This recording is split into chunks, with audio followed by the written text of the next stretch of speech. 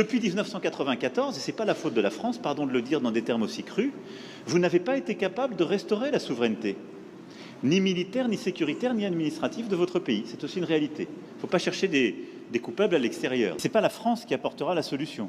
Et je le dis ici avec beaucoup de clarté et d'humilité. À la nécessité aussi, ce qui est une responsabilité qui doit se faire ici, ce n'est pas la France ou d'autres de le faire, de mettre en place une vraie justice, une justice transitionnelle qui est la clé pour que celles et ceux qui parfois ont tué soient jugés. Et parfois, ils évoluent encore, ils sont là, ils sont encore avec des responsabilités. Comment voulez-vous qu'il y ait une paix durable et de la confiance dans un pays quand la justice n'est pas passée? Ne demandez pas, n'accusez pas la France pour quelque chose qui dépend de vous, là. Non pour prendre tous les fardeaux. Et si on est clair, soyons clairs jusqu'au bout et assignons toutes les responsabilités, y compris les responsabilités congolaises, y compris les responsabilités de la sous-région. Bâtissez une armée solide, construisez la sécurité et le retour de l'État partout sur le territoire, faites passer la justice transitionnelle pour que vous n'ayez pas des coupables et des criminels de guerre encore en responsabilité ou sur le terrain. Je ne peux pas être plus clair sur ce sujet. Parler d'agression, on l'a fait par des groupes. Des groupes qui sont d'ailleurs des groupes incluant aussi des Congolais, vous le savez comme moi.